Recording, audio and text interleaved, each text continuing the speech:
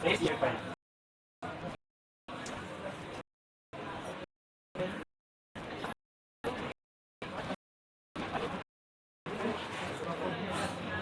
kitaka this child. Maybe to see this evening. Use a trace mail. Thank you for joining. I hope you've had a very wonderful Friday. Bena, Liam, sense of Baraba. Olunaku lugambye lutya? Mutye bale. Tugenda mu Sapule, tugenda mu Salaze Kaongezi. So about the noises in the background. Abantu bali musawa zaabwe zisembayo. Aisha wa Bobby, thanks for Kulaba. And some 2 users so far have joined. Aisha wa Bobby oli otya? Okugamba kyosinzirawo. Shanti Honda, thank you for joining. And I mumbulireko musinzirawo. Tulina 30 minutes to jazz before prayer start. What do you suggest? Has been your Friday? Has been your week? Week egenze etya?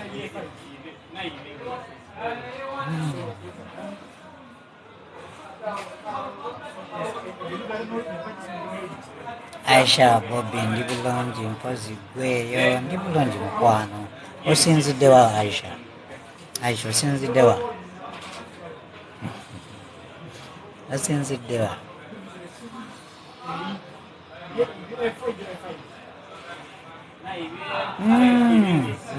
Bena, how are you? Oli luddawa Bena Adet. Oh, Aisha oli mpigi. Otuuka ekizzi. Mpigi oli side kimutawuni oba okwata ku lw'eggomba oba oli kizzi. Anti omwana gy'amanyi enkuba gy'etonya. Salamu. Salamu. Thank you for joining, baby. Thank you for joining. Nachire bali ku Mazakambala highway. Okay. Awali w'essomero ng'oyisiza Empigi Nakirebe Ekatende wali essomero lya mukwano gwange omita omuzira wa 2012 Christopher Saabavuma is my friend. Nze printing emirimu gy'essomero lye baliyita Palville Primary and Nursery School. Kakembo Charles Nsansi Okulaba Senchima Elton. Oh, omaze n'okomawo. How is Kata? George KZ. Good evening, brother. How are you? I am fine. Kata agambaki? Bambulungi Senchima. Tugenda mu Sala, tugenda mu Sapule, tugenda mu Ekisinde ky'e Kaongezi. Tukyalindako bannaffe. George Nsansi Okulaba. George KYZ, kikyotegeeza ogamba ova Kyazanga. Because I remember we used to brief our name Kyazanga in that way. Bakuba weerabiddeyo Kyazanga. KYZ, what do you mean? I am okay. How are you, Senchima? I am fine. Mwebale kwa kubeerayo nakwagala kukola. Mumpa n'essanyu. Manyi waliwo ekigambo kyenjagala bannayuganda bwe baliwo bakijje mu kamwa kijja kunsanyula. Ekigambo gavumenti etuyambe si kirungi mukwano. Era buli ofuna osobola okukola genda okole. Osaba kimu Mukama n'akuwa ekisima kyo n'akukumira ku mulimu naye ng'okola. Omuntu akola aba mulungi wakwembeera naye. Tofuuka kisekererwa, tofuuka kigezi eri bantu. Wali obaddeko awo nga mulina munnammwe buli budde nga mumanyi ebyetaago bye. Muba mali awo ngenda okulaba samboda abayingidde mugamba katono we tunaba twawukana kyagenda okusobola otusaba transport. Ekyokubiri sapa Yeah, so kati n'omuntu ng'akola, you don't expect some things out of him or her. Ate mu abakyala, when you're working, even men can fear you. Bino byemugamba abasajja babazanyirako, but if you're working, I'll tell you, n'abakuzanyirako, they have to be that serious because they know who you are, they know which grounds you stand on, and something of the sort. So in that respect, I welcome you on this live. Tugenda kusoma Sapule N'Ekisinde Ku. We can be jazzing right now. Lady Beth, thank you for joining. Oba Omuweereza Beth, simanyi never call Lady Beth, which is okay, which is a good name also. Elizabeth, that is how we used to call it in our village. By the way, I love Chazanga, that is where I'm born. Chazanga on Masakambara Highway. That's why some people here tend to greet me in Nyankore, and I get back to them and I can speak to Nyankore. I'm not Baluka Josephine, Sans of Kulabanyabo, Asubiro Bulongi, Baluko Mugambachi, Nchala Ligabe, Obulam Mugambachi.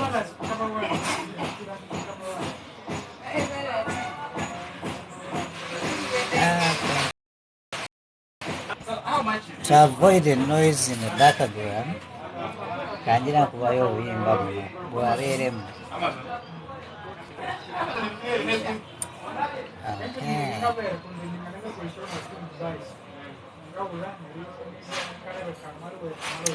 Agnes Atwire. How are you? What's your touch? What's your home? Ram Kuto Minga Waka. Watch row is and Mitchell.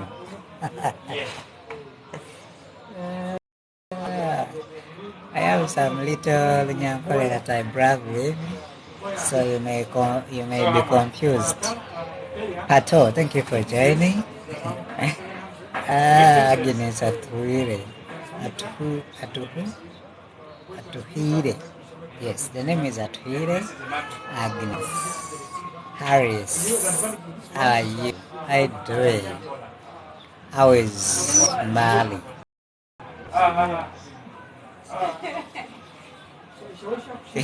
Nsibirejesha niwe kaje mlembe kama huwa.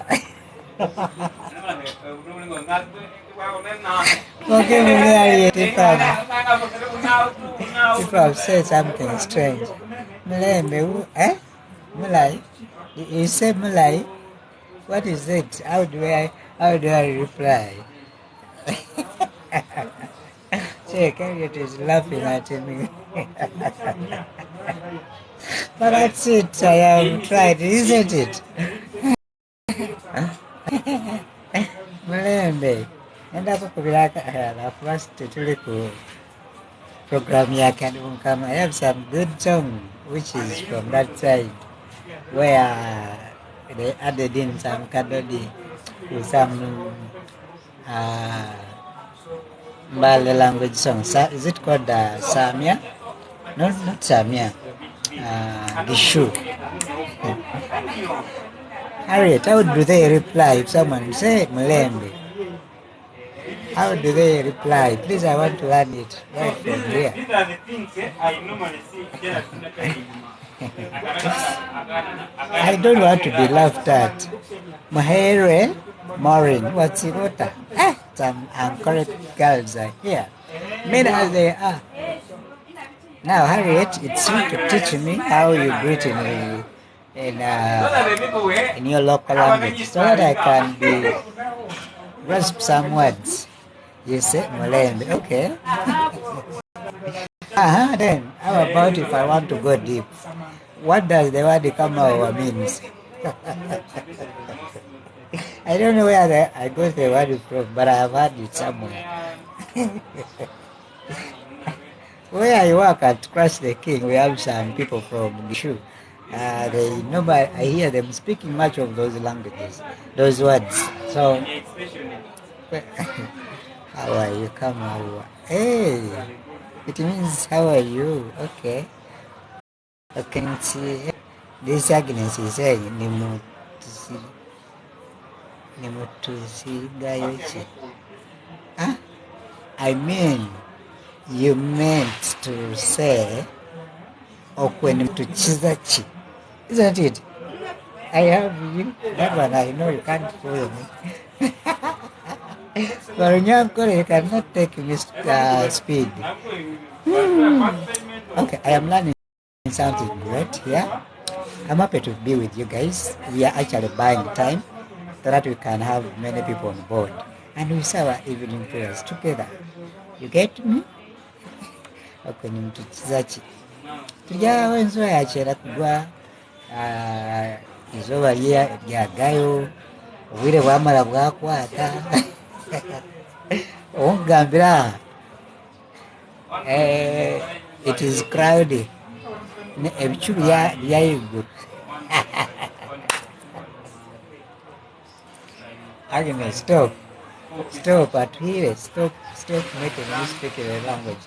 Some people may be confused, and I don't want to go into that. Some people will start saying, hey, well, what is he saying? Check, you're even laughing. Did you know that I speak that language that much? Hey. Be there. Titus, thank you for joining, Titus. Get yourself ready for the rosary and get yourself ready for the evening prayers over Ekisinde in Uganda. I don't know Ekisinde in other language, like I don't know rosary in any other language. For some few Nyakole words I can. Why? I am strategically located in an area where Uganda borders and foreign. So some of the Runyakola, I learned it because of that. And I started with much of them. Started with many of them in my high school, my university time. I was with many Basheshi. And you know, once you speak with Basheshi, you become that fluent.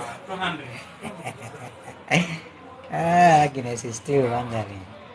Did you know that I speak your language that much? Oh, you are shocked. Okay. Guys. I'm happy to be with you again today. Invite your friends. Thank you for the likes you're doing.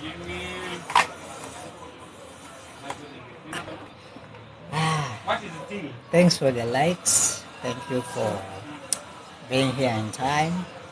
We are waiting for a few people. If you want to join me, and I will share the audio, what is it called?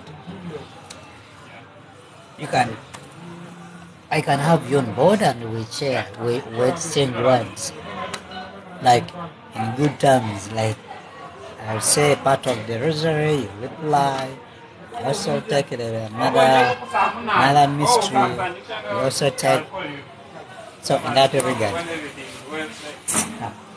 This person's name is not identified, but you have joined. Thank you. You have a grey color and what a pink. Is it pink? Is it dark brown? Dark brown. Thank you for joining. Bannange bala kubeerayo. Obudde bw'obanga ofunye obudde webaze Katonda. Lwaki? Kuba bintu bingi. Jalias. Benja. Thank you for joining, Benja. I hope you're called Benjamin. I was saying, when you get time, where you can thank God, please don't hesitate. Say thank you. It doesn't want much. Waliwo bakatonda bali abasaba enkoko, abasaba embuzi, abasaba endiga. Bw'oliba obagezezzaako ojja kumanya ki kye nkugamba nti eno gye tukyali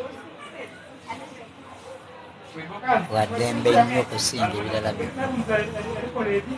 So, yes, we have 15 minutes to get started. I hope my network is fine. I am sure my network is fine, unless otherwise. Kuba tonfuna manya nti olina ekirala, olina issue at your side.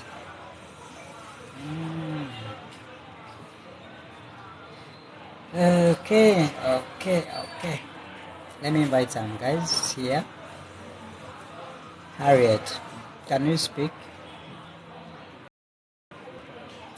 I've sent you a request, Harriet. You either replied and I hear from you, or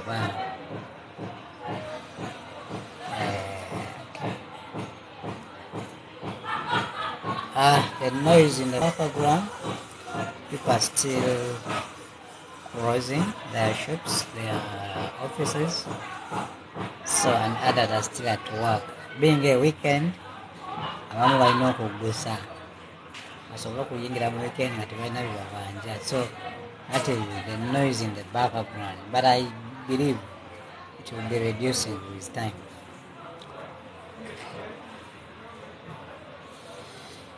Someone is called Tasha Kais 7. Thank you for joining, Tasha.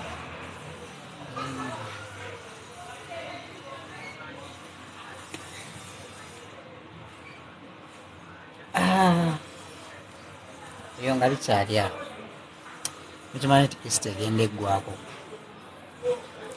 tubeera n'ennaku 8 eza Easter. Ng'oggyeko luli olumanyikiddwa olw'Essande, so kasita luggwa ne tuyingira Easter Octave oba ennaku 8 ez'okujagulizaamu Pasika.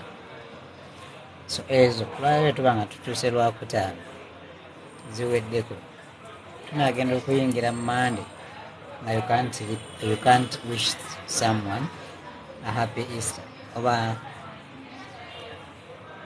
ntegeera. Ojjukira nti mu nnaku zino bwe yagenzeko mu misa za buli lunaku tukyayimba ekitiibwa buli misa. So the reason is we are still celebrating Easter. Ekitiibwa ennaku endala ezoba eza bulijjo tukiyimba ku Sande, ng'oggyeko mu kisiibo tukiyimba ku Sande, naye ennaku zino eza Easter oba days of Octave tusigala tuyimba ekitiibwa oba Monday oba Tuesday oba Wednesday oba Thursday oba mpaka ennaku 8 nga ziweddeko. Esaziggwako kyekitegeeza nti ebikujjuko bya Pasika biweddeko. Awo tulinda kimu eky'olunaku lwani olwa Divine Mercy olubeerawo oluvannyuma lw'ennaku 5 okuva Easter lwe yabaawo. So mbeebaza okuba nti mubaddeko. Someone is called Leo Love, thank you for joining. Mbeebaza okuba nti tubadde tutambudde ffembi for the past days of Easter, and I believe we shall finish them together. Bukya Easter eggwa, kiki Fiona official Fiona ki taso okulaba nyawo bulamu bugamba ki osinziddewa? Why do I ask you nti osinziddewa? Because when you say where you are, maybe there might be someone online ayagala obuyambi bwo, and it's good to be able to help someone. The believer gift, thank you for joining. Madina, thanks for calling. Assalamu alaikum. I am Muslim. Over you inherited your name. Thanks for calling. Tugenda mu ssaala z'Abakatuliki, tugenda mu ssaala z'Ekawungeezi, tugenda mu Sapule. Get yourself ready and we get started. In the next 10 minutes we shall be starting. Otherwise, osobola okusabayo akayimba kamu oba bubiri ne katutwala mu Sapule. Just request it right now.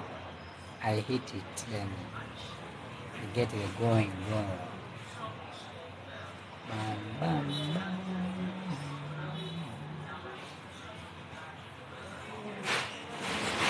bam. The believer omukkiriza si bwe kiti bwe kiri mu Luganda. Kambategeeze nga 23 omwezi guno, tegeeza ne munno, tugenda kubeera ne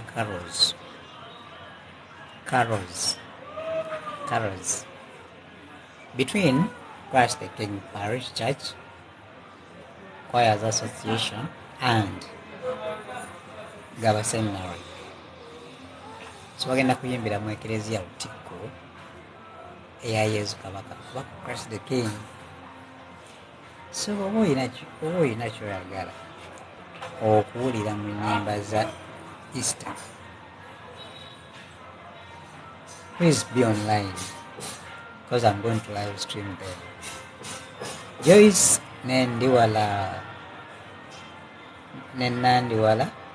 Prosi Zaiso Balaba. Fiona wants to join me. Can I send you a request? Yes. Tugenda kubeera ne Easter carols na 23. So please keep online. You'll enjoy these songs. Benja Sanso Kulaba. Tugenda kubeera nazo nga 23 kuva ku ssaawa 8. Genda ziteekako. If you can record, if you can share, if you can like them. Njogera ekindeke ki. Penna banzi maliriza live streaming. I'll also upload them. I'll upload the whole recording, the whole live on my YouTube channel. Thanks for those who have subscribed. I am happy. Some people after here go and subscribe. Why? We need to keep in touch. Still up and down. Okay? Someone is saying still up and down. Okay. So that's it. David Musatu, don't forget Twina carols, Easter carols. Down holiday. Amalobos again Jawulo. Susan blessed. Chance of club. Blessed Oluwa Muksadala. Dali Wendo. Tugenda Sapule wakati. Tulaba. Naye waliwo abajjanga eggwa. Nagamba bannaye nsubiddwa. Nagamba bannaye obwedda netiwaka yekyanze. Saategedde nti mugenda kutandika.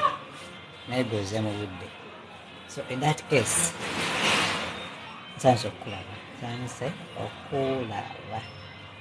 Let me hit some few songs as we get ready. How are you now? I am fine. How are you, Susanna? Although when I call you Susanna, you don't feel it. Is it okay when I call you Susie? Susie, where are you? Where are you based? Yay! Naiwananga. That's Susie, that's James, thank you for joining. Jacobo, Ronnie, who is this Ronnie? Dit jaar vier je Koningsdag als echte koning of koningin. Met de tikkie kroon. Dat is super handig. Oh, it's fine. It's okay. I'll call you Susie. You can WhatsApp me also. I'm on WhatsApp. 0. My number is 07 79 63 75 29. You can WhatsApp me and we'll talk after this live.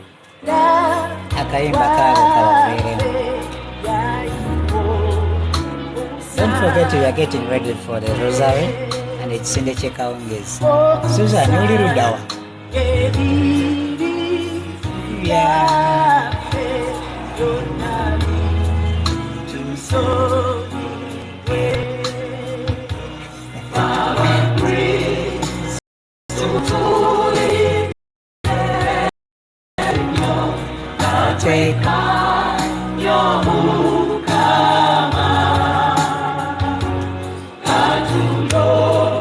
Tumufuatire ubeti. Nice to see you.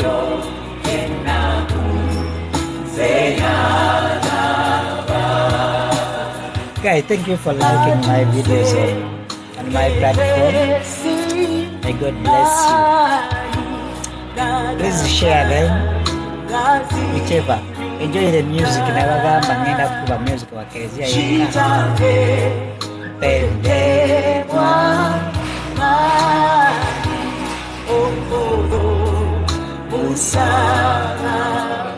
Pirates, is the song so touching?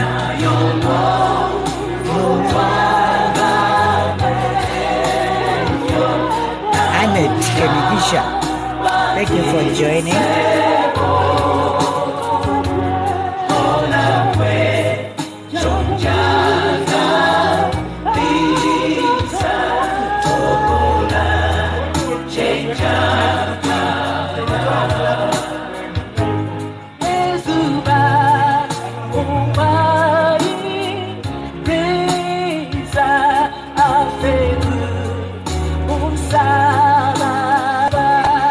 Sapule tugenda N'Ekisinde Ku. Don't get into music vibe and you forget about it. It's also a good one,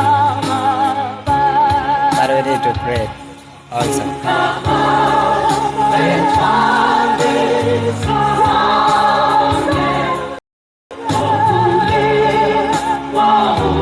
Susan, where are you? Susie, where are you?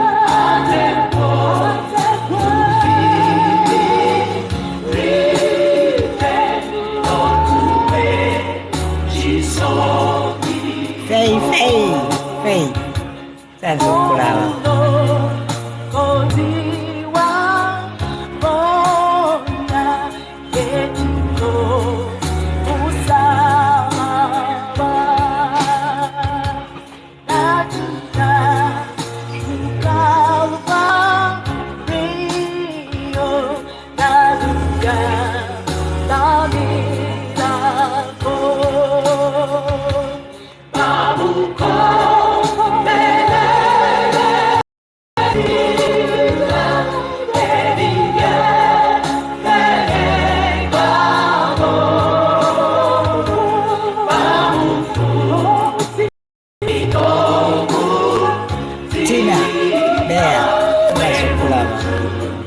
Sapule N'Ekisinde Ku. Irene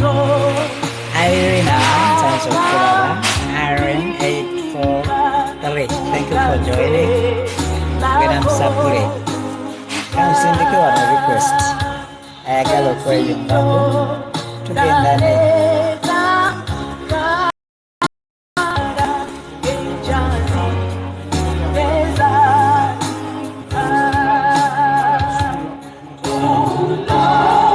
Blessed Jennifer Proud Munyoro, Orota Chikazi, Orkurungi.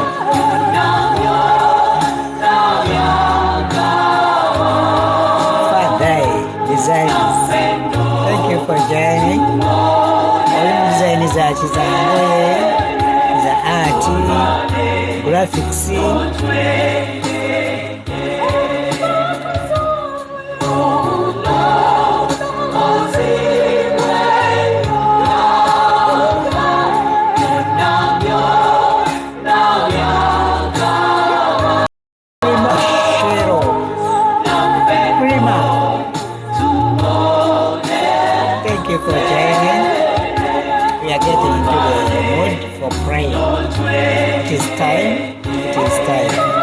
It is time. However, let me hit one song and we start.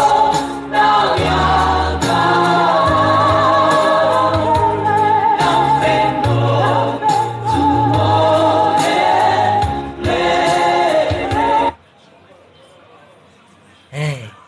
Het snelste reinige melksysteem ooit. There's this song coming. Philips Espresso Latte Go.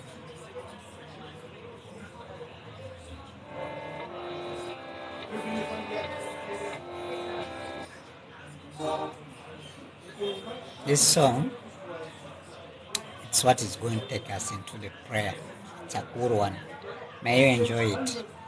Call on your God if you can. Search for Him if you can. before they do it on your behalf when you're dead, please call on your God to help you in all ways. Why? The prayers you say as a person, as esala z'osoma ng'okyali mulamu ezikola kyamaanyi nnyo okweyengerwako mu ggulu. So in that respect,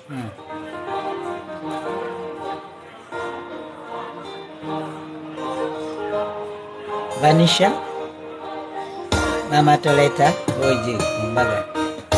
Only one Yesu, only one Sekunoya,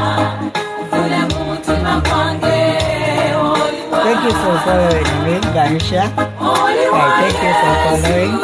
Vanisha, thank you for following. Omuweereza Kayimba. Now we are following. Kayimba Kaweereza, look for your God. If you can still be found.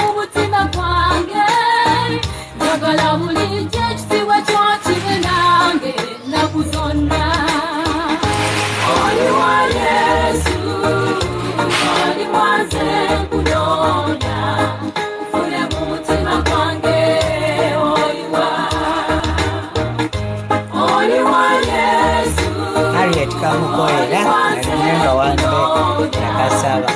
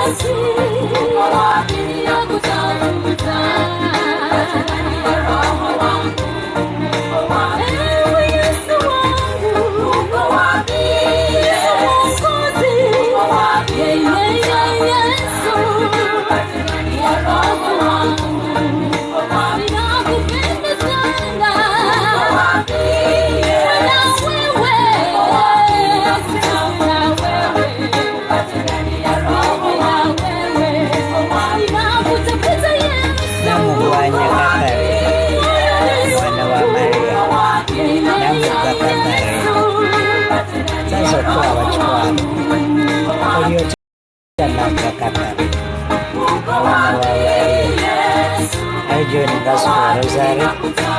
Can I send you a request so that I can hear your voice for the first time?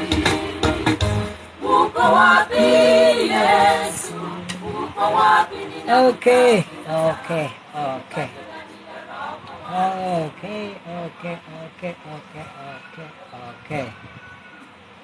Good evening once again,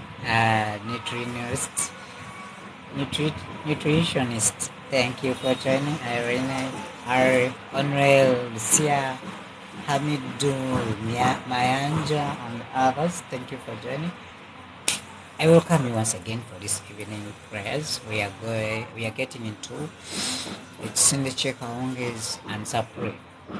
So kana Sapule tulisoma mu bitundu bibiri, Oluzungu n'Oluganda. Ekitusobozesa okugatta ennimi Oba tomanyi Luganda osobola okwogera mu Luzungu, oba tomanyi Luzungu osobola otweyongako mu Luganda. Why? Ennimi endala situnaba kuziyiga mukwano naye tusaba tukozese zino ezisinga ezimanyikiddwa. I have been in Nebi and I found there people who can speak Luganda. I have been in Mbale and recently I watched their Way of the Cross. Ng'ennyimba bayimba kya Luganda. I have been in Kabale where there are people who speak Luganda. So, in that regard, that's why we use Luganda and English. Akik and others, Momomo, thank you for joining. Still about the noise. People are crossing their offices. I'm also at my office. And let's start. It's 7 minutes past the agreed time. And here we go. If you wish to join me, I can put on my headphones and we speak with one another, or we talk with one another. Megaide bobo ina noise in background. So if possible, use the necessary means to join us. Matthew and Sanji, thank you for joining. We start in the name of the Father, and of the Son, and of the Holy Spirit. Amen. Sikiza Katonda paati omuyinza wa buli kantu, omutonzi w'eggulu n'ensi, ne Yesu Kristo ali omu yekka eyali muto okuba Mwoyo Omutuukirivu, n'azaalibwa Bikira Maaliya, n'abonaabona ku nnimiro gya Ponsiyo Piraato, n'akomererwa ku musaalaba, n'afa, n'aziikibwa, n'akka emagombe. Ku lunaku olwokusatu n'azuukira mu bafu, n'alinnya mu ggulu. Atudde ku ddyo wa Katonda paati omuyinza wa buli kantu, alidde okulamula abantu abalamu n'abafu. Nsikiriza Mwoyo Omutuukirivu n'Eklezia Katolika Omutukuvu, n'okusekimuka kw'abatuukirivu n'ekisonyiwo eky'ebibi, n'okuzuukira okw'emibiri n'obulamu obutaggwaawo. Amiina. Kitaffe ali mu ggulu, erinnya lyo litiibwe, obwakabaka bwo bujje, byagala bikolebwe mu nsi nga bwe bikolebwa mu ggulu. Tuwe emmere yaffe eya buli lunaku, otusonyiwe ebibi byaffe nga naffe tusonyiwe abatukola obubi, totwala mu kukemebwa naye tulokole mu bubi. Amiina. Mirembe Maria, ojjudde neema, Omukama ali naawe, aweebwa omukisa mu bakazi bonna, naye Yezu omwana w'endaye naye wa mukisa. Maria omutuukirivu nnyina wa Katonda, tusaabire ffe aboonoonyi, kaakano ne mu kaseera k'okufa kwaffe. Mirembe Maria, ojjudde neema, Omukama ali naawe, naye wa mukisa.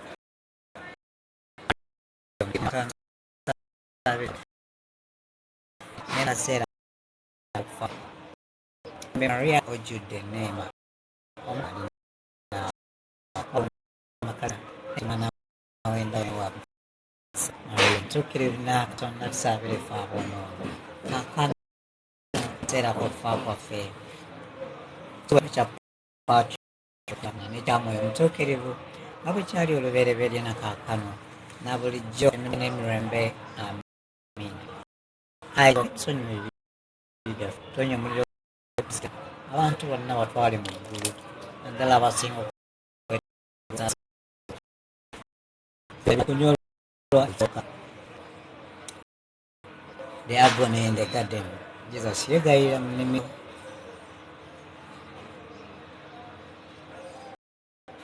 Our Father, who art in heaven, hallowed be thy name. Thy kingdom come, thy will be done on earth as in heaven. Give us this day our daily bread, and forgive us our trespasses. Forgive us, lead us not into temptation, but deliver us from evil. Of Christ with you. Let's say this. Amen. Hail Mary, full of grace, Lord is with you. Blessed are you among women, blessed the fruit of Jesus. Holy Mary, Mother of us, now in the hour of our death. Amen. Hail Mary, full of grace, the Lord is with you. Blessed are you among women, blessed the fruit of thy womb, Jesus. Holy Mary, Mother of God, pray for us sinners, now and at the hour of our death. Amen. Hail Mary, full of grace, the Lord is with you. Blessed are you among women, blessed fruit of the womb, Jesus. Holy Mary, Mother of God, pray for us sinners, now and the hour of our death. Amen. Hail Mary, grace, the Lord is with you. Blessed are you among women, and blessed the fruit of the womb, Jesus. Holy Mary, Mother of God, pray for us sinners, now and the hour of our death. Amen. Hail Mary, full of grace, the Lord is with you. Blessed are you among women, and blessed the fruit of the womb, Jesus. Hail Mary, Mother of God, pray for us sinners, now and the hour of our death. Amen. Hail Mary, full of grace, the Lord is with you. Blessed are you among women, and blessed the fruit of the womb, Jesus. Hail Mary, pray for us sinners, now and the hour of our death. Hail Mary, full of grace, the Lord is with you. Blessed are you among women, and blessed the fruit of the womb, Jesus. Holy Mary, Mother of God, pray for us sinners, now and the hour of our death. Amen. Hail Mary, full of grace, the Lord is with you. Blessed are you among women, and blessed the fruit of the womb, Jesus. Holy Mary, Mother of God, pray for us sinners, now and the hour of our death. Amen. Hail Mary, full of grace, the Lord is with you. Blessed are you among women, and blessed the fruit of the womb, Jesus. Holy Mary, Mother of God, pray for us sinners, now and the hour of our death. Amen. Glory be to the Father, and to the Son, and to the Holy Spirit, as it was in the beginning, it's now and ever shall be, world without end. Amen. O my Jesus, sinners, save us from the fire of the hell, and lead us souls to your heaven, especially those who are most in need of your mercy. Jesus and Joseph, I love you, save souls. Mary and Joseph, I love you, save souls. Return mercy grant unto them, O Lord, and let your perpetual light shine upon them. May they rest in peace. Amen. The second sorrowful mystery. The second sorrowful mystery. The scourging at the pillar. Yesu Kristo akubwa nnyo ku mpagi. Kyaffe ali mu ggulu, erinnya lyo litiibwe, obwakabaka bwo bujje, byagala bikolebwe mu nsi nga bwe bikolebwa mu ggulu. Tuwe emmere yaffe ya buli lunaku, otusonyiwe ebibi byaffe nga naffe bwe tusonyiwa abatukola obubi, totwala mu kukemebwa, ne twokole mu bubi. Amiina. Mirembe Maria, ojjudde enniima, Mukama ali naawe. Waweebwa omukisa mu bakazi bonna, ne Yesu omwana w'endaalo naye wa mukisa. Maria omutuukirivu naawe Katonda, tusabire ffe aboonoonyi kaakano ne mu kaseera k'okufa kwaffe. Mirembe Maria, ojjudde enneema, Omukama ali naawe. Waweebwa omukisa mu bakazi bonna, ne Yesu omwana w'endaalo naye wa mukisa. Maria omutuukirivu naawe Katonda, tusabire ffe aboonoonyi kaakano ne mu kaseera k'okufa kwaffe. Mirembe Maria, ojjudde enneema, Omukama ali naawe. Waweebwa omukisa mu bakazi bonna, ne Yesu omwana w'endaalo naye wa mukisa. Maria omutuukirivu naawe Katonda, tusabire ffe aboonoonyi mu kaseera k'okufa kwaffe. Mirembe Maria, ojjudde enneema, Omukama ali naawe. Waweebwa omukisa mu bakazi bonna, ne Yesu omwana w'endaalo naye wa mukisa. Maria omutuukirivu naawe Katonda, tusabire ffe aboonoonyi. Mirembe Maria, ojjudde enneema, ali naawe. Waweebwa omukisa zonna, ne Yesu omwana w'endaalo naye wa mukisa. Maria omutuukirivu naawe Katonda, tusabire ffe aboonoonyi. Mirembe Maria, ojjudde Mukama ali naawe. Waweebwa omukisa zonna, ne Yesu omwana wa Katonda, okufa kwaffe. Mirembe Maria, ojjudde enneema, ali naawe. Waweebwa omukisa mu bakazi bonna,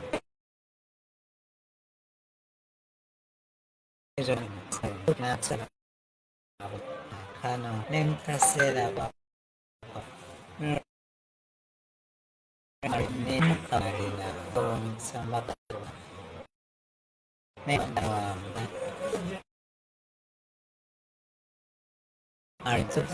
aboonoonyi kaakano name set up for Remember Maria,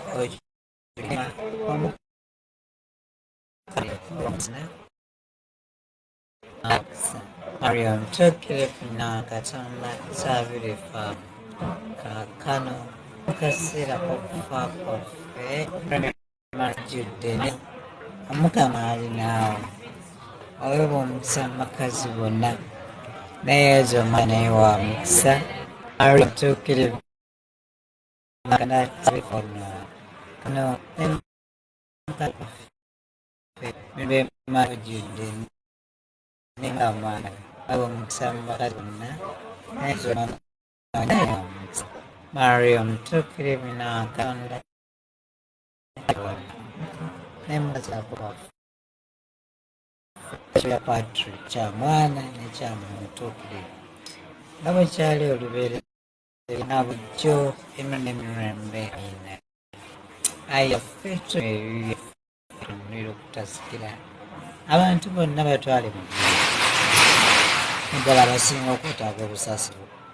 Yes, Maria Neozefu, Bagalam Locoremio, yes, Maria Neozefu, Locoremio.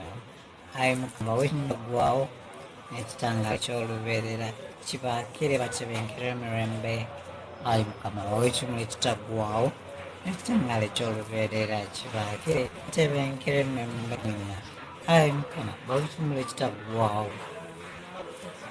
Let's tangle each other that Chiba Particularly chokes to the third soul of history is bonds. Yes, Christu Atikibwa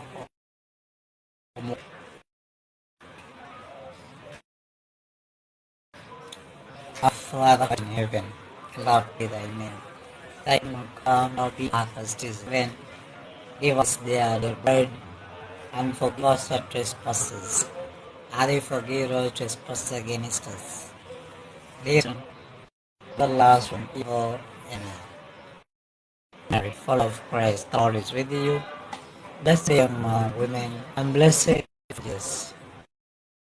Holy Mary of God, yes, now and our God is Amen. Hail Mary, full of grace, the Lord is with you. Blessed are you among women, and blessed the fruit of thy womb, Jesus. Holy Mother of God, pray for us sinners, now and the hour of our death. Amen. Hail Mary, full of grace, the Lord is with you. Blessed are you among women, and blessed the fruit of thy womb, Jesus. Holy Mary, Mother of God, pray for us sinners, now and the hour of our death. Amen. Hail Mary, full of grace, the Lord is with you. Blessed are you among women, and blessed the fruit of thy womb, Jesus. Holy Mother of God, pray for us sinners, now and the hour of our death. Amen. Hail Mary, full of grace, the Lord is with you. Blessed are you among women, and blessed the fruit of thy womb, Jesus. Holy Mary, Mother of God, pray for us sinners, now and the hour of our death. Amen. Hail Mary, full of grace, the Lord is with you. Blessed are you among women, and blessed the fruit of thy womb, Jesus. Holy Mary, Mother of God, pray for us sinners, now and the hour of our death. Amen. Hail Mary, full of grace, the Lord is with you. Blessed are you among women, and blessed is the fruit of thy womb, Jesus. Holy Mary, Mother of God, pray for us sinners, now and the hour of our death. Amen. Hail Mary, full of grace, the Lord is with you. Blessed are you among women, and blessed is the fruit of thy womb, Jesus. Holy Mary, Mother of God, pray for us sinners, now and the hour of our death. Amen. Hail Mary, full of grace, the Lord is with you. Blessed are you among women, and blessed is the fruit of thy womb, Jesus. Holy Mary, Mother of God, pray for us sinners, now and the hour of our death. Amen. Hail Mary, full of grace, the Lord is with you. Blessed are you among women, and blessed is the fruit of thy womb, Jesus. Holy Mary, Mother of God, pray for us sinners, now and the hour of our death. Amen. Glory be to the Father, and to the Son, and to the Holy Spirit, as it was in the beginning, it's now and ever shall be, world without end. Amen. O my Jesus, forgive us our sins, save us from the fire of the hell, and lead us souls to heaven, especially those who are most in need of your mercy. Jesus, Mary, and Joseph, I love you, say thoughts. Jesus, Mary, and Joseph, I love you, say souls. Jesus, Mary, and Joseph, I love you, say souls. Eternal rest grant unto them, O Lord, and let your perpetual reign upon them. May they rest in peace. Amen. Eternal rest grant unto them, O Lord, and let your perpetual light shine upon them. May they rest in peace. Amen. Eternal rest grant unto them, O Lord, and let your perpetual light shine upon them. May they rest in peace. Amen. The fourth mystery. Ekikolwa ekyokuna ekya okunyolwa.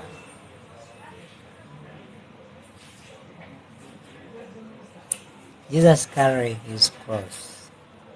Yezu yettika omusalaba gwe.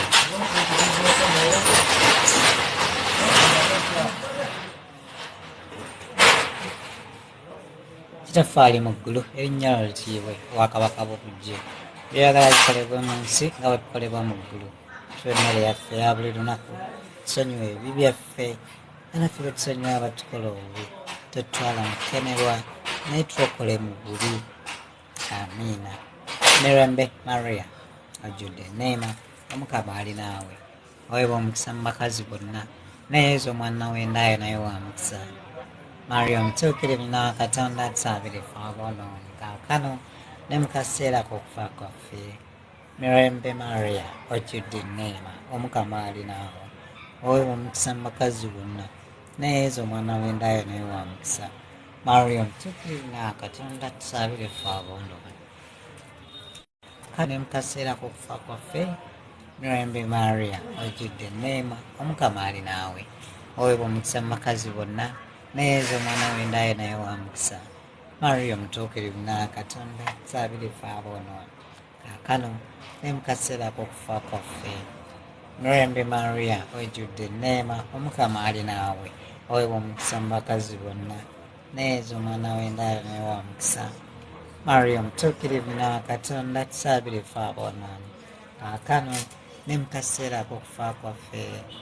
Mirembe Maria, ojjudde enneema, Omukama ali naawe. Oweebwa omukisa mu bakazi bonna, ne Yesu omwana w'endayo. Maria omutuukirivu nnyina wa Katonda, atusaabire ffe aboonoonyi, kaakano ne mu kaseera k'okufa kwaffe. Mirembe Maria, ojjudde enneema, Omukama ali naawe. Oweebwa omukisa mu bakazi bonna, ne Yesu omwana w'endaaya naye wa mukisa. Maria omutuukirivu nnyina wa Katonda, atusaabire ffe aboonoonyi, kaakano ne mu kaseera k'okufa kwaffe. Mirembe Maria, ojjudde enneema, Omukama ali naawe. Oweebwa omukisa mu bakazi bonna, ne Yesu omwana w'endaaya naye wa mukisa. Maria omutuukirivu nnyina wa Katonda, atusaabire ffe aboonoonyi, kaakano ne mu kaseera k'okufa kwaffe. Mirembe Maria, ojjudde enneema, Omukama ali naawe. Oweebwa omukisa mu bakazi bonna, ne Yesu omwana w'endaaya naye wa mukisa. Maria omutuukirivu nnyina wa Katonda, atusaabire ffe aboonoonyi, kaakano ne mu kaseera k'okufa kwaffe. Mirembe Maria, ojjudde enneema, Omukama ali naawe. Oweebwa omukisa mu bakazi bonna, ne Yesu omwana w'endaaya naye wa mukisa. Maria omutuukirivu nnyina wa Katonda, atusaabire ffe aboonoonyi, kaakano ne mu kaseera k'okufa kwaffe. Amiina. Mirembe Maria, ojjudde enneema, Omukama ali naawe. Oweebwa omukisa mu bakazi bonna, ne Yesu omwana w'endaaya naye wa mukisa. Maria omutuukirivu nnyina wa Katonda, atusaabire ffe aboonoonyi, kaakano ne mu kaseera k'okufa kwaffe. Amiina. Ekitiibwa kibe kya Patri n'ekya Mwana n'ekya Mwoyo Omutuukirivu, nga bwe kyali olubereberye na kaakano na bulijjo, emirembe n'emirembe. Amiina. Ayi Yesu waffe, tusonyiwe ebibi byaffe, tuwonye omuliro ogutazikira, abantu bonna batwale mu ggulu, naddala abasinga okwetaaga obusaasizi bwo asaasire. Yesu, Maria ne Yozefu baagala mulokole emyoyo. Yesu, Maria ne Yozefu baagala mulokole emyoyo. Yesu, Maria ne Yozefu baagala mulokole emyoyo. Ayi Omukama, olw'ekimuli ekitaggwaawo n'ekitangaala eky'olubeerera kibaakire, batebenkere mu mirembe ayi mukama abawe ekimuli ekitaggwaawo n'ekitangala eky'olubeerera kibaakire batebenkere emirembe. Ayi omukama abawe ekimuli ekitaggwaawo ekitangala eky'olubeerera kibaakire batebenkere emirembe. Yezu Maria ne Yosefu baagala mukola emyoyo ebikolwa ekikolwa ekyokutaano. The fifth doleful mystery. Jesus died on the cross. Yesu afa ku cross. Having Father give life, I want to thank you for the second chance you gave us by sending to us your Son, Jesus Christ, to die on our behalf, that we may have eternity. You went through, Lord, on a case that he never committed. Your love, God, to mankind is that so special. Thank you for sending us your Son. He became man like we are. He had flesh like this. He had bones. He had spirit of God. Thank you. Thank you for everything. And on this note, I want to introduce to you these people that are online. They have spared their data. They have spared their money. They have spared their Wi-Fi to be with me on this Friday evening. Bless them. Bless those that are online, those that are still joining, those who have been joining, those that we've been moving together since we started with this. Father, bless your children who would normally come online and share a word of wisdom with me, with each other. We give advice to each other. Bless those who are in Saudi Arabia and other countries in the Middle East, in Oman, Dubai, and other areas. Bless them, Father. Those in South America, those in America, those in every part of this world. Bless them wherever they are. Those in Turkey, bless them, Father. Keep them strong. As you are here in Uganda, things are hard. At some point, you reach a point and say, oh God, why have you forsaken me? But may that time not reach further, because we know and we believe that you are there for us. May we always call upon your name, Father, in all ways, like your Son. He did while at the cross. He said, Lord, if it is be your will, let it be. We go through a lot, many temptations, many challenges, but we thank you, Lord, that we normally, we time reach and we go through them. Tukwebaza okutubeererawo mu mbeera yo enyigirizibwa ey'obuseere bw'ebintu, ey'obuseere bw'ebikozesebwa, ey'obuseere bwa buli kimu. Kkiriza owa obulamu abaana bawangerera ku mawanga basobole okukola n'omutima gumu nga lwala bagwenga n'ebintu byonna. Kyusa emitima gy'ababosi baabwe balala. Ku Easter kuli muno yawa obujulizi n'agamba at their residence babakkiriza okufumba kye baagala as Christians. You can imagine that peace.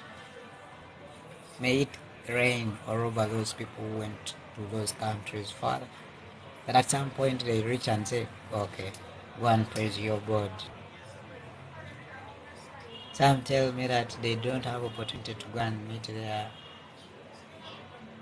faith. There are cathedrals in those countries, but they are limited to them.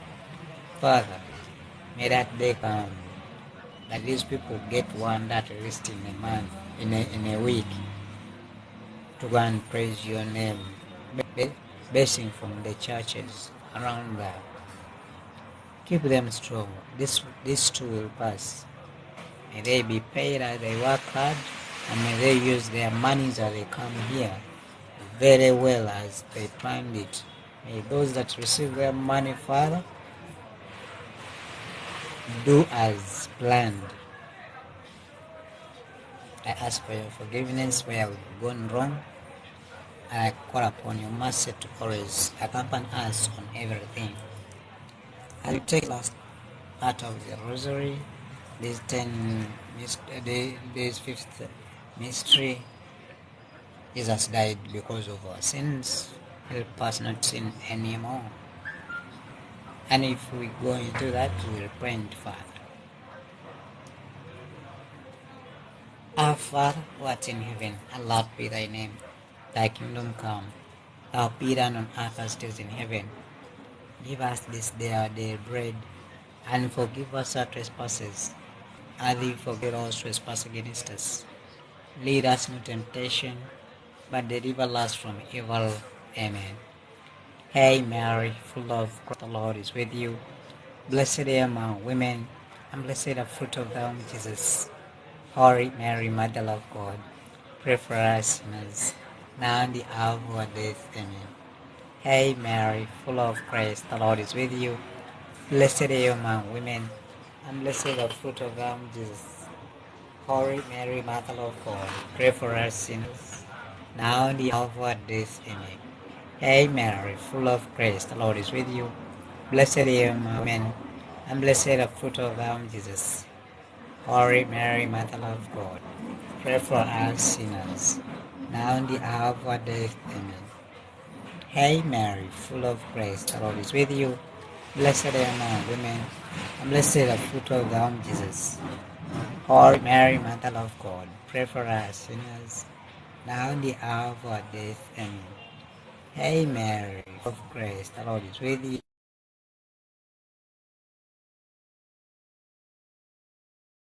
Blessed are you among women, and blessed the fruit of thy womb, Jesus. Holy Mary, Mother of God, pray for us sinners, now and the hour of death. Amen. Hail Mary, full of grace, the Lord is with you. Blessed are you among women, and blessed the fruit of thy womb, Jesus. Holy Mary, Mother of God, pray for us sinners, now and the hour of our death. Amen. Hail Mary, full of grace, the Lord is with you. Blessed are you among women, and blessed the fruit of thy womb, Jesus. Holy Mary, Mother of God, pray for us sinners, now and the hour of our death. Amen. Hail Mary, full of grace, the Lord is with you. Blessed are you among women, and blessed the fruit of thy womb, Jesus. Holy Mary, Mother of God, pray for us sinners, now and the hour of our death. Amen. Hail Mary, full of grace, the Lord is with you. Blessed are you among women, and blessed the fruit of thy womb, Jesus. Holy Mary, Mother of God, pray for us sinners, now and the hour of our death. Amen. Hail Mary, full of grace, the Lord is with you. Blessed are you among women, and blessed the fruit of thy womb, Jesus. Holy Mary, Mother of God, pray for us sinners, now and the hour of our death. Amen. Ekitiibwa kibe kya Patrick n'ekya Mwana n'ekya Mwoyo Mutukuvu nga bwe kyali olubereberye na kaakano ne bulijjo emirembe n'emirembe. Amiina.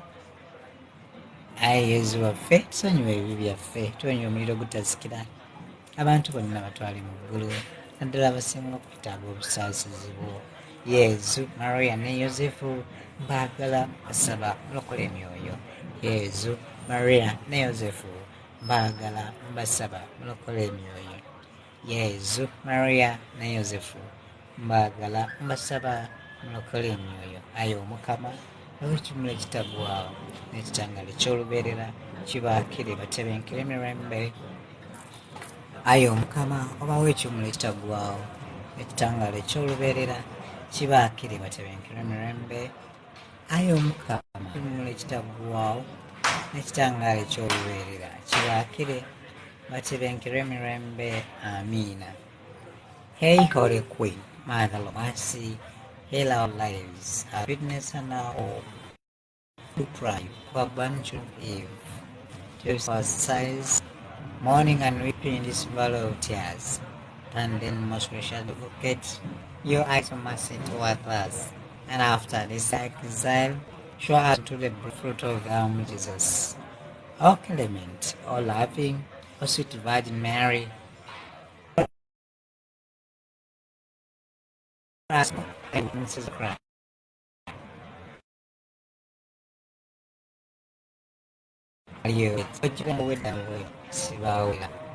Omuntu addukira gy'ali okumukuuma n'akuwanjagira okumuyamba era ng'akusaba okumuwolereza naffe nno tubikkira mu ngule nyina bikkira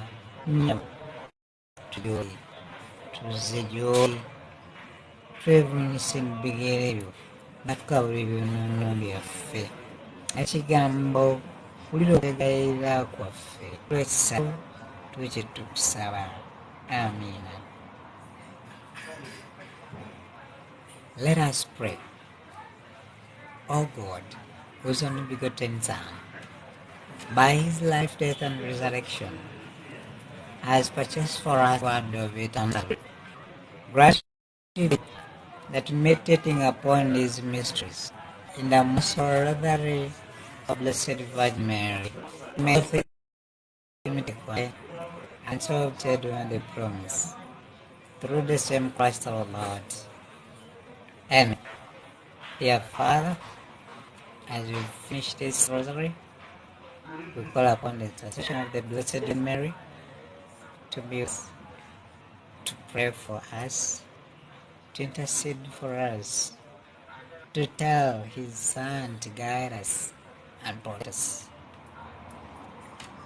Bless whoever that is online. Bless those who have been helping us through this week. Bless these people as we switch on to Ekisinde Ku. Allow me to mention these people online. Teddy's daughter, sorry, Gerwa Jose, Vietnam,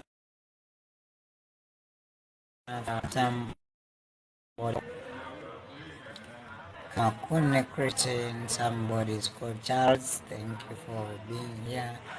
Papa Katera, Rafu Akash, Wakibi Paul, Aisha, Bobby, Maria, Atod Milembe, Sophia Waman, Brenda Sheik, the Queen,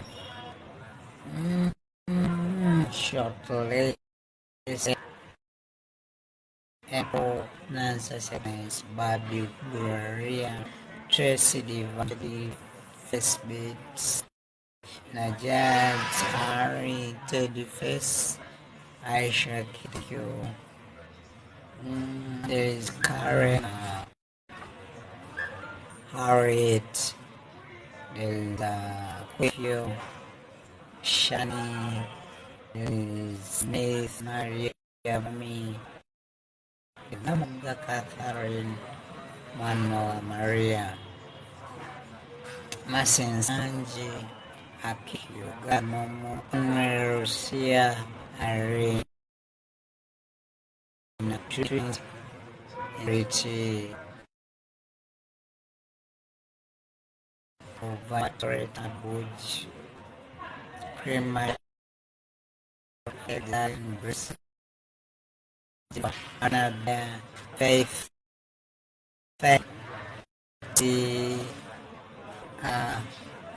Benja, Joyce, Nadiwala, Medina, Believer, Gift, Leo, Love, then Tasha Kais, Julius, Agnes, Atui, then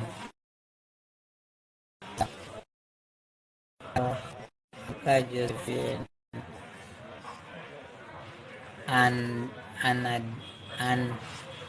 Daniel, Senchima Elton, Aisha B. Ayake,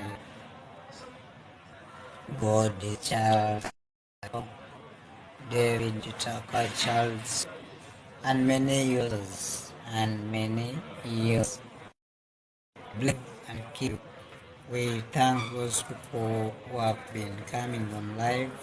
Aisha K, there is Maggie, Arrow Maggie, there is Harriet, there is Fortunate, and other people. Patrita, I don't know where you got lost from, and many of you. Thank you for being here. Let's start our Ekisinde Ku. May God bless you. And then mulinnya lya party nerya mwana nerya mwoyo omutuukirivu. Amiina. Katonda wange nzikiriza ng'oli wano okusinza kwagala kwebaza kuba gwe wantonda n'omunzuula ombuzi ate nkwebaza na buli neema yonna gy'ompa naddala kuba okuumya obulamu bwange olunaku luno. Osinza Katonda omuyiika era omwagalira nga ddala tolayiriranga bwereere erinnya lya Katonda. Olw'omusanga olunaku lwa Katonda otyanga kitaawo n'ennyoko tottanga toyanga tobbanga olekanga okwayiza n'okulimba. Teweegombanga mukazi w'abandi, teweegombanga bintu by'abandi. Essaala eyo tujjukire ebibi byaffe ebyaleero. Essaala ey'okubonerera Katonda wange mmoneredde nnyo ebibi by'ennaku kuba gwe mulungi ennyo era omwagalirwa ddala ate kuba nkyawa ekibi nga mpeereddwa enneemaayo nkomye kuno sigenda kamukujeemera. Katonda gwe mulungi ennyo ow'omukisa mwezi n'ab'ensi ne baganda bange n'emikwano gyange n'abatanjagala bulungi bakulu bange ab'eddiini ddala muno komya abavudde mu ekereziya nyweza abalungi abo yonna n'abasibe n'abalwale n'abazirika sonye emijiri mu puligaato tuwa ekirwa ekirungi n'enneema efanga tukwagala kitafa mu ggulu erinnya lyo litiibwe obwakabaka bw'obujje ebirala bikolebwa mu nsi nga bikolebwa mu ggulu tuwa emmere yaffe eya buli lunaku otusonyiwe kana bisonyiwa abatukola obubi twalakemebwa nebubiani Maria Mukama ali naawe naye wamutsa sookirira asaabirira kwaffe. Amiina. Nzikiza Katonda Patro omuyiza wa buli bantu tulunensi mwana waayo omu yekka eyali mu lubuto okuwa mwoyo omutuukirivu n'azaalibwa Bikira Maaliya n'abonaabona ku mirimu gya Ponsiyo Piraato n'akomererwa ku musaalaba n'afa n'aziikibwa n'akka emagombe. Ku lunaku olwokusatu n'azuukira mu bafu n'alinnya mu ggulu atudde ku ddyo olwa Katonda Patro omuyiza wa buli kantu alidde okulamula abantu abalamu n'abafu. Nzikiriza mwoyo omutuukirivu n'okusa ekimu kw'abatuukirivu n'essonyiwa eky'ebibi n'okuzuukira okw'emibiri n'obulamu obutaggwaawo. Amiina. Essaala ey'okukkiriza Katonda wange. Nzikiriza nnyo ebyamazima byonna Ekereziya Katolika byatuyigiriza kubanga ggwe nyini wabimuyigiriza toyinza kwerimba naffe okutulimba.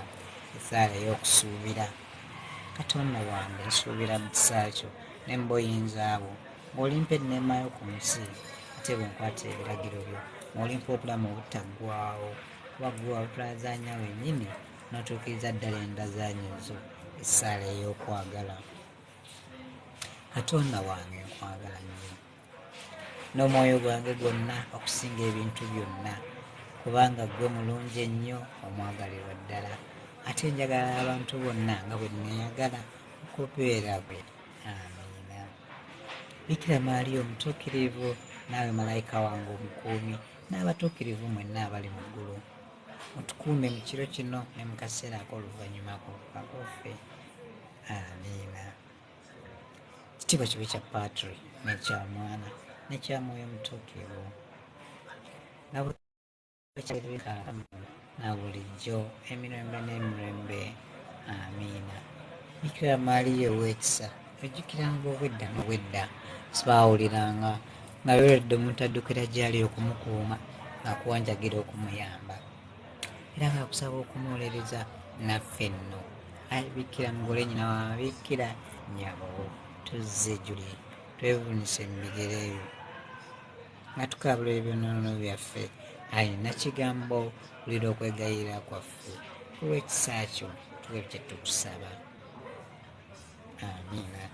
Essaala ey'okusaba obutukuvu Yosefu omutuukirivu, omukuumi w'ababeerevu era kitaawe, olw'okubeera obwesige bwe obutaddirira, Katonda yabukwasa obutukuvu bwennyini ne Yezu Kristo n'akwasa ne Mariya nnyina w'Ababikira olw'okubeera obwesige bwe bombi, Yezu ne Mariya abakulembera ebyagalwa byonna.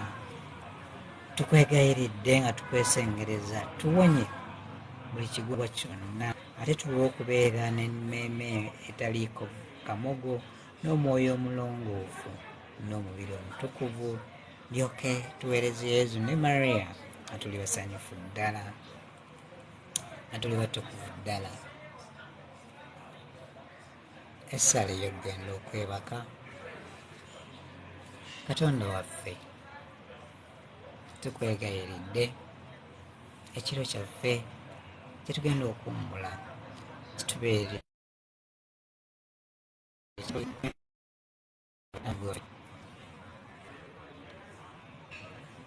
bamalayika mwenna bali mu ggulu, abatuukirivu mwenna bali mu ggulu, otukume mu kaseera ak'okufa kwaffe. Amiina. Taata omulungi, mu kaseera kano okukwasa abaana bali ku mukutu balina bingi bye basaba, era ne mbasaba dakika zino ebbiri buli muntu ayogere kyayagala eri Katonda, naye nsala enyuma gw'ogyetuukiriza eri Mukama. Talina bw'ateerawo geeti nti oba gwe tujja kuyinga. Saba Mukama kyoyagala in the next 2 minutes mu kasiisi oba mu lwatu. If you wish to come online, please send in request a reply so that people can listen to your prayer for them. I always ask you, when you pray, don't pray for yourself alone. Why? Like I always tell you, you cannot be the only wise person in all the neighbors. Buli lw'obeera n'emiriraano nga togyesiga, ati muteesa ababeera balabe bo, ne bw'oba olina emirembe toligifuna. So buli lw'osaba sabirako banno. I pray for Aisha K and others. I pray for Aaron Maggie. I pray for Patrita. I pray for Harriet. I pray for Nancy Agnes and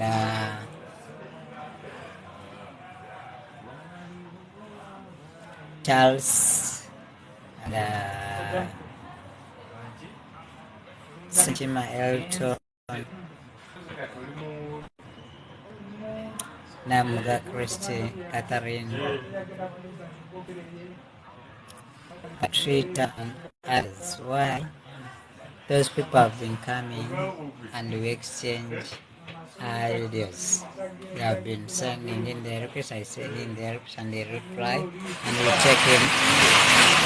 we take on the audio together. So Father, bless those people and people who come here to pray with us. They put in their time, they put in their data, they put in their love. Out of this, in all of this, Lord, this is the only way we can show you love, Father. This one that have just joined, Father, Susie or Suzanne and others, may you bless them too. Those who just come and run away, also bless them, Father. You know why they normally chicken out. Bless them, Father. Bless us all. We may be able to serve to the best of your knowledge. We know we cannot satisfy you but I had to try and obey. Thank you for those who have provided us data, airtime. We always have disturbance in the beginning with the network load. May you work on it, Father. And we have a better network for everyone, so that we can get each other from the start up to the end. Bless your children who are online right now. 118 people with 2 new followers. God bless them. Our 2 new followers live. May God bless you. Bless those who have commented 28 times. Bless those likes. May God bless you. May God bless you. And here we say 5 Hail Marys, 1 Glorify, and 3 Our Father. For the intentions of our friends, for the intentions of the Catholic Church, for the intentions of those people who doesn't have people to pray for them, let's take this simple known prayers. Our Father, who art in heaven, hallowed be thy name. Thy kingdom come, thou be done on earth as it is in heaven. Give us this day our daily bread, and forgive us our trespasses, as we forgive all trespass against us. Lead us not into temptation, but deliver us from evil. Amen. Our Father, who art in heaven, hallowed be thy name. Thy kingdom come, thou be done on earth as it is in heaven. Give us this day our daily bread, and forgive us our trespasses, as we forgive all trespass against us. Lead us not into temptation, but deliver us from evil. Our Father, who art in heaven, hallowed be thy name. Thy kingdom come, thou be done on earth as it is in heaven. Give us this bread, and our trespasses, for us.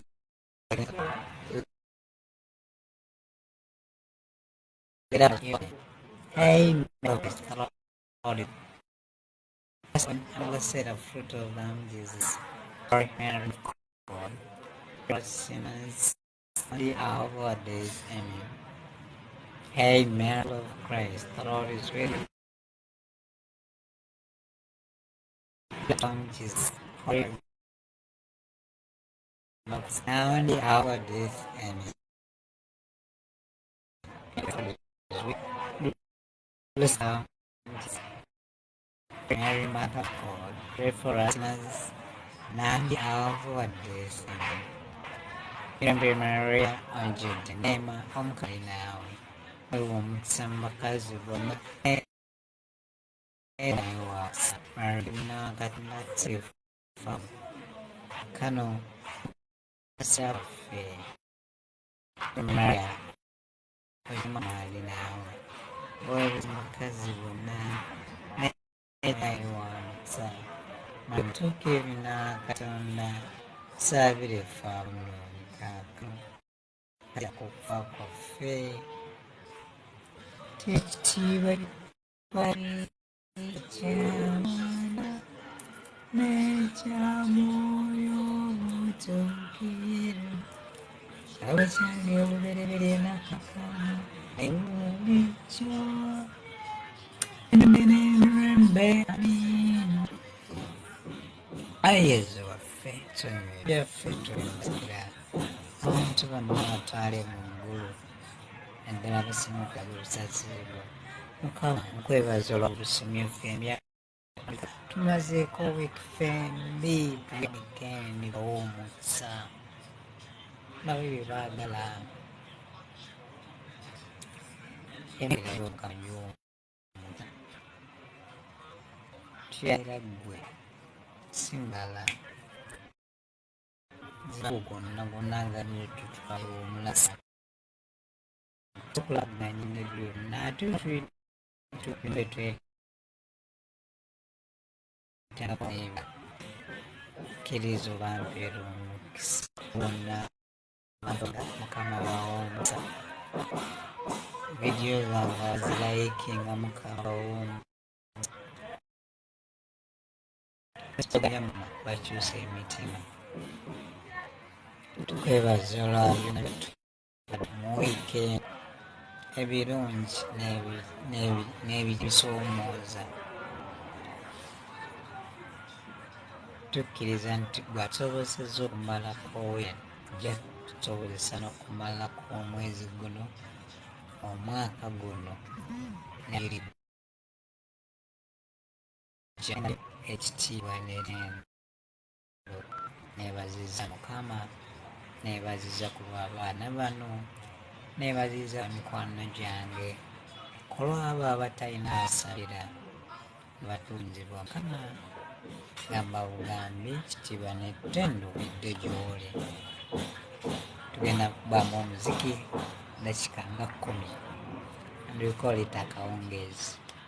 Thank you guys, thank you whoever has been on there. May God bless you. My number still, you can WhatsApp me at 0779 63 75 29, or my Airtel if you can call me. Some people wish to call me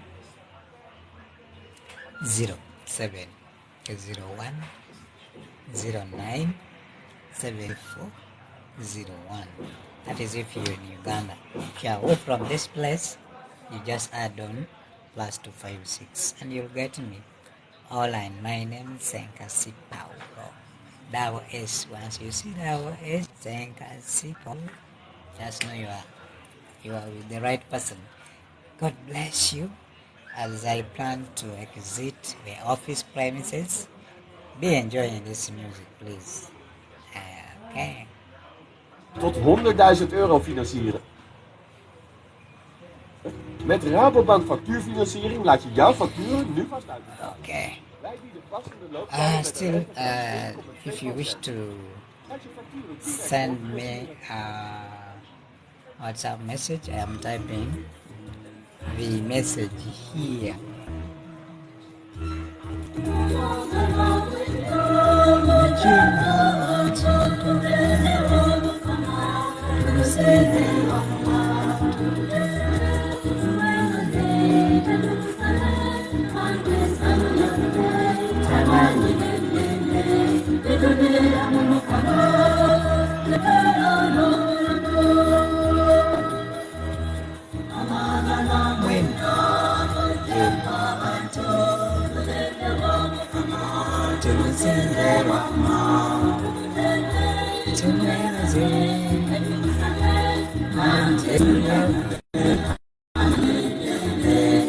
Pauline, Naomi, thank you for joining. Thank you.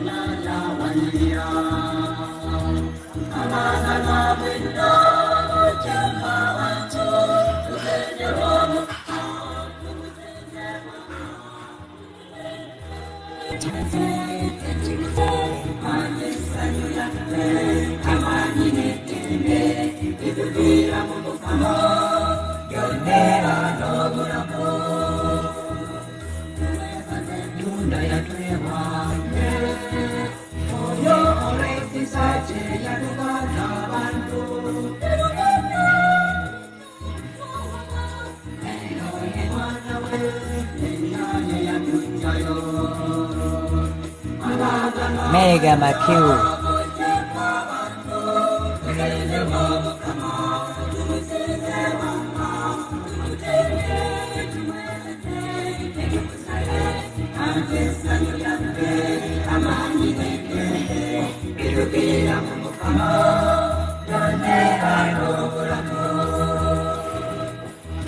Angela BMK. Bikira Maria Chibamile.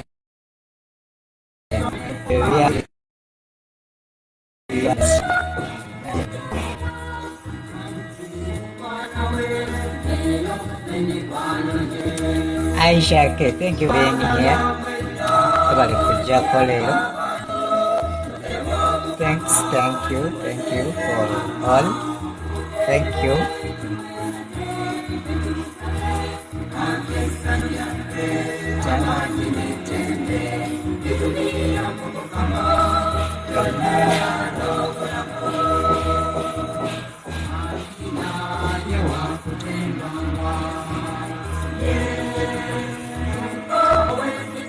Ochimanyi mbadde ku live yo naye nga nsumagira kisoboka mukwano katozuukuse omuziki mbireyo kayimba ki tayumi mbireyo kayimba ki nga sinaba kuggalawo kubikayo mukwebaka kasita kirungi banisaala. By the way, it is better to sleep within the world. Nangamba njotulo twanguze naye nga tukulayo nekanze nga mpisi ani akuyise bosi yakuyise subange gwali bempere yange mukamesubi lyabanonya. You can find some of those songs on my YouTube channel also. Hey, those in your mirror.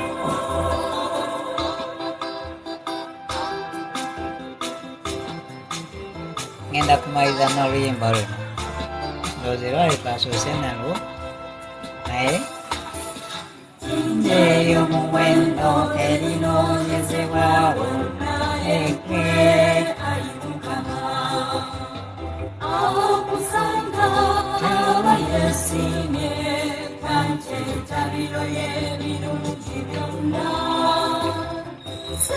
naye nga nina amaloboozi gandirongi gali ewuuwa.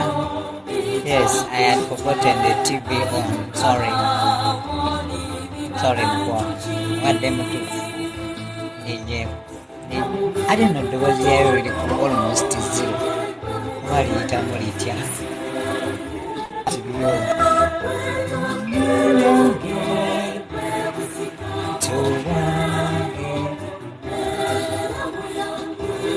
bwealiba empeera yange mukamesubi lyabanonya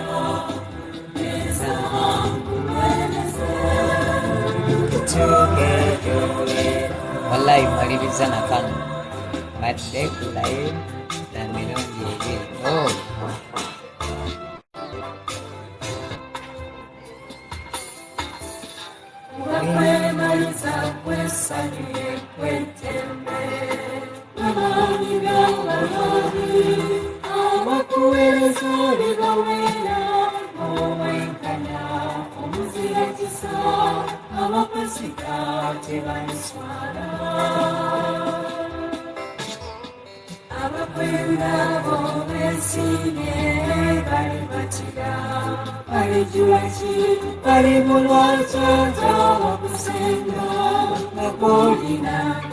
What will you ever miss?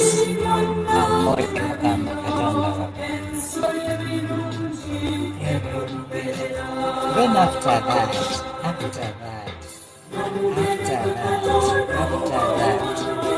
I am sure always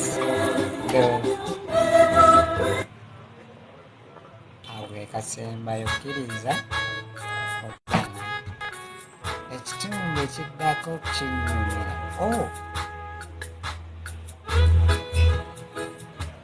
Wiki kitundu soka omubuulire kigamba ki? Limba badde maze okunyiga next. Let me see. Tubaddewa.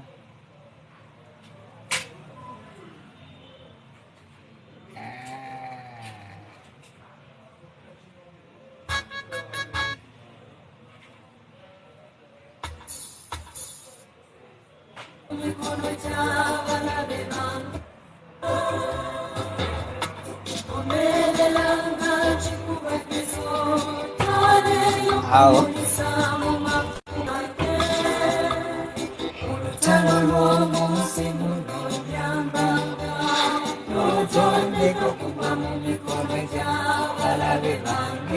Buli muntu olina abalabe oba oli mutukuvu otya oba oli otya oba yina naye bikwase Katonda.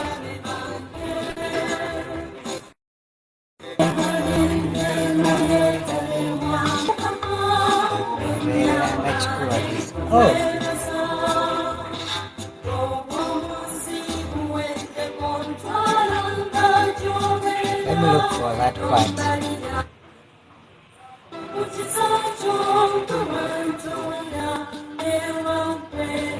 Yakufonolimba.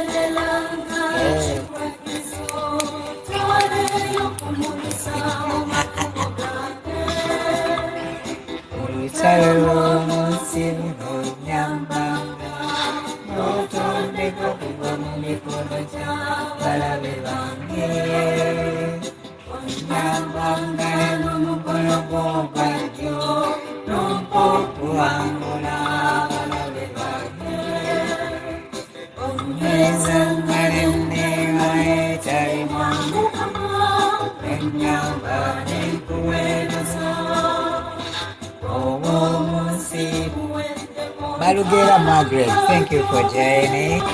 Nakito Justin, thanks for flower. I think now we can play the last song. Sicho? Sendo chono chikuru. Next. Hey. Olimba Bwaka. Do you know what they call love? Loving a song. Hey. Kabaveremu. Tekatsembayo. Beka kusubwa. Till tomorrow. Aleka ino okugwayo.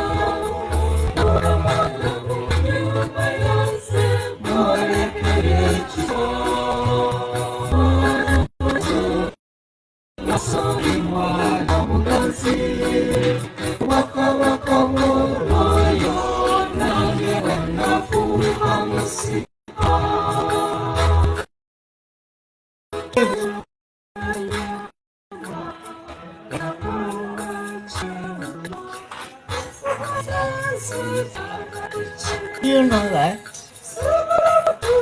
I am not. No. Say it.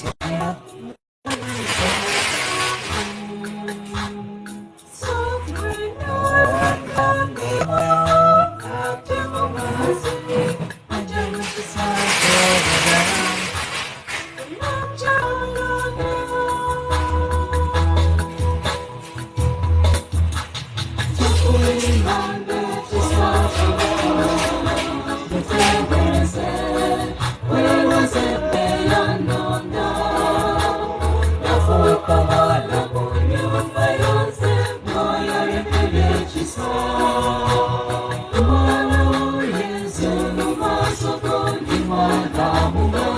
guys, I wish you a good night. I wish you a blessed night. Please enjoy. Go to my YouTube and subscribe. Akaimba konka wade mbuju sigenda kasa bwekiruma kimulume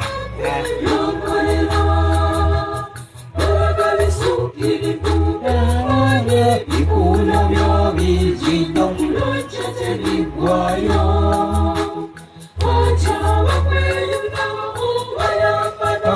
essanyu lyawe. Send me a WhatsApp message. I will give you that song. I shall have your number. I will share with you. By the time I come back, I'll just follow you. Just remind me. I'm not shit with you. It has been my ringtone for 6 years now. Over.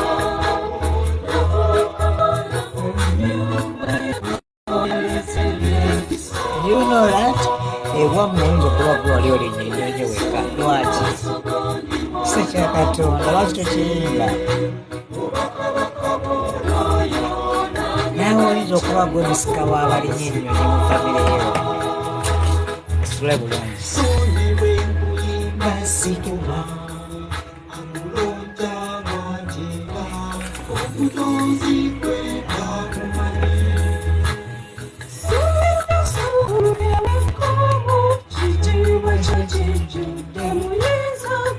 Magi yakajja ffe tuli mu kusiibwa kankubuzeeko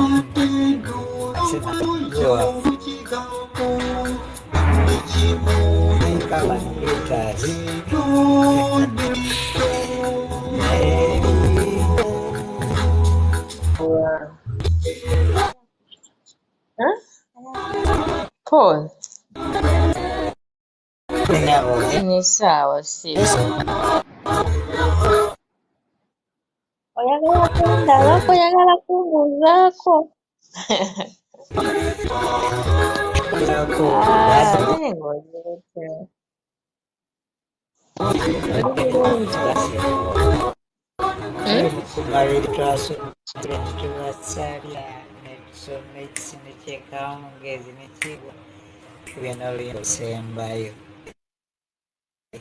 Mumaliriza. Yes, yes.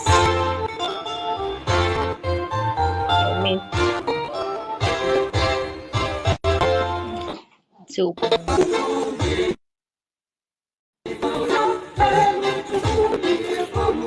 Maggie, I can see you.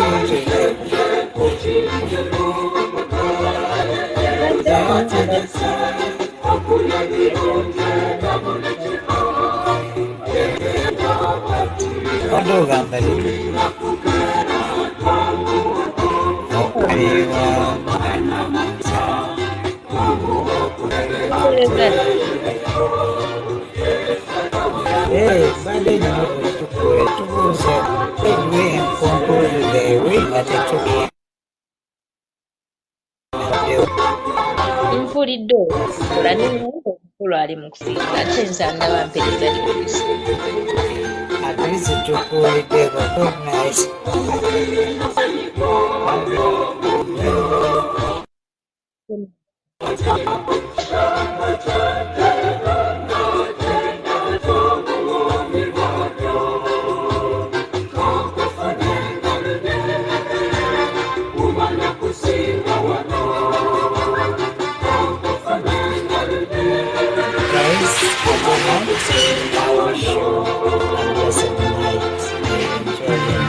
Please meet tomorrow, Saturday, maybe can. Yes, what reading? Sunday we shall have mass live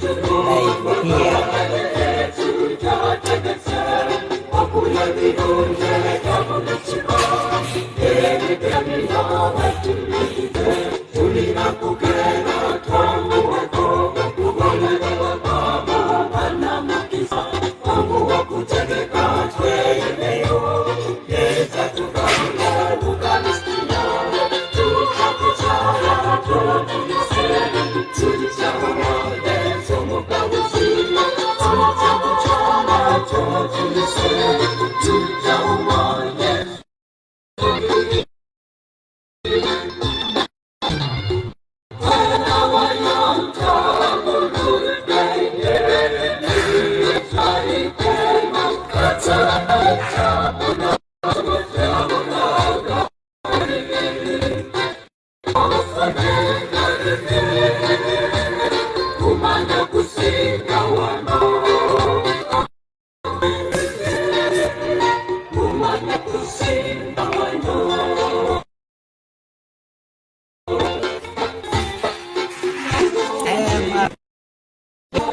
just to crash the key, you find me, meet me at my office.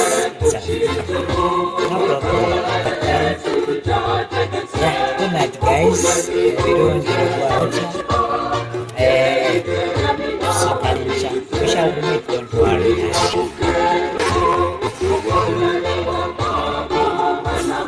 No, the Omuweereza was the king.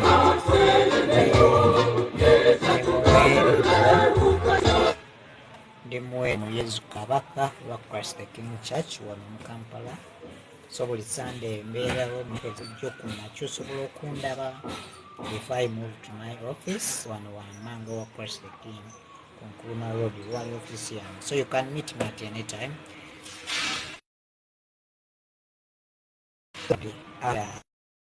Mas start to punya the pen of the sound. Alright.